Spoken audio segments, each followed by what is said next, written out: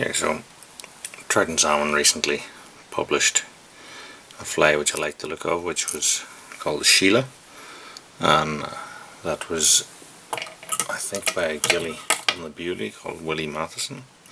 Very simple fly, a hair wing.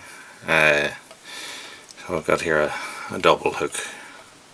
I'm using red thread, although it gives the option that you could use both red or black for the head, so I'm using red. So I'm going to wrap on gold rib, take that down to the bend, and then the body itself is gold tinsel. So I'm just going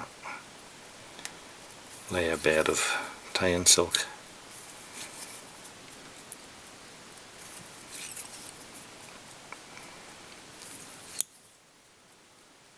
so that I can get a nice smooth body.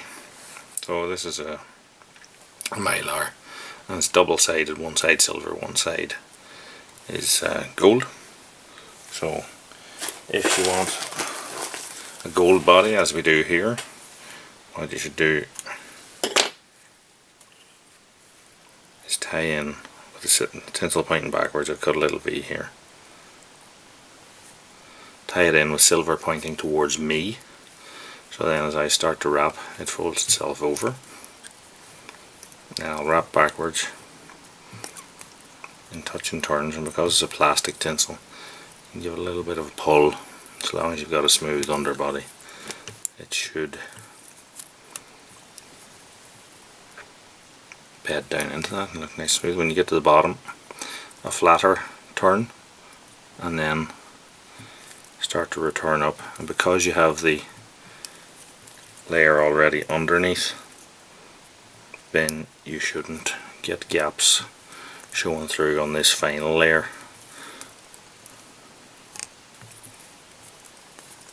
Okay, put a couple of turns across that, and then I'll fold it back on itself and get a couple of turns on there. If you nip a plastic tinsel, you should then be able to rip it. Now, you could use gold rib, this is gold oval, or you could use gold wire. So I'm putting on a turn at the rear, and then I'll start to come forward over my tinsel.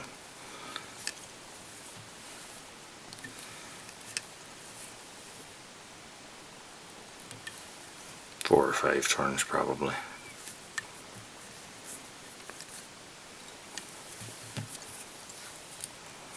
And tie that off at the front.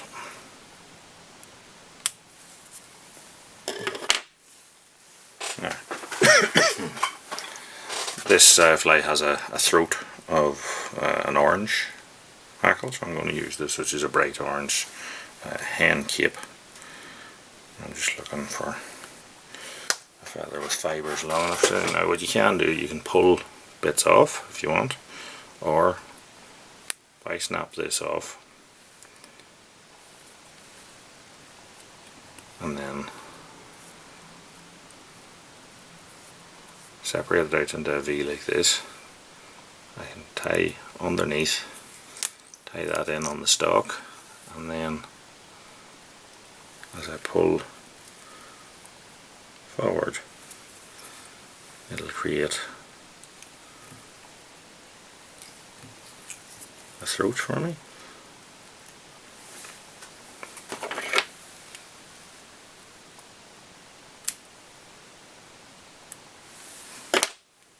And then you can reuse the rest of the feather for another fly, or if you wanted to put a double layer of throats to thicken it up, you just make another V like this and tie it in and slide it forward until they match lengths. I get a couple of turns just to hold that in position.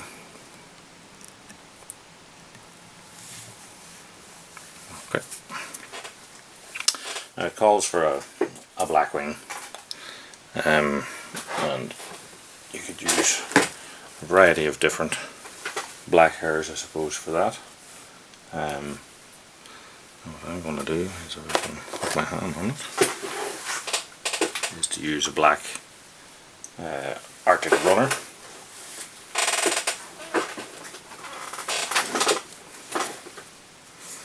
So Arctic runner, it's a nice fine hair. You can have, sometimes the guard hairs are a lot longer than the underfur. That'll give you a little bit of sort of feelers out the back of it if you want, or you can pull those out and realign to get all similar length. I'm just going to pull out the very longest fibres out of this, and then I'm going to pull out the underfur. I'm going to measure it up for length. Now, again, that's up to yourself. You could have it much longer fly if that's what you prefer, or just a little bit, so maybe 1.5 lengths or so. So I'm just going to measure it up, then swap hands as I've done here. I'm going to trim those off perfectly flat at the length that I wanted. Now I take a little bit of super glue and I just touch the end of my bunch, set it up for length before it dries, get it bound in, and that will prevent it from pulling out. And essentially, barring making a head on that, is this fly tied. It's simple, but sometimes the simplest flies are also the most effective. So I'm just using my red thread now to create a head.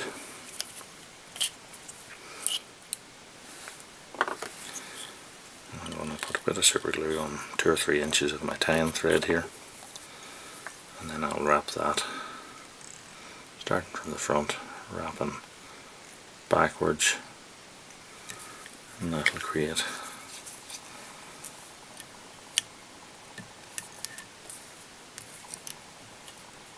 a head that is already wrapped in super glue. And I'll let that dry.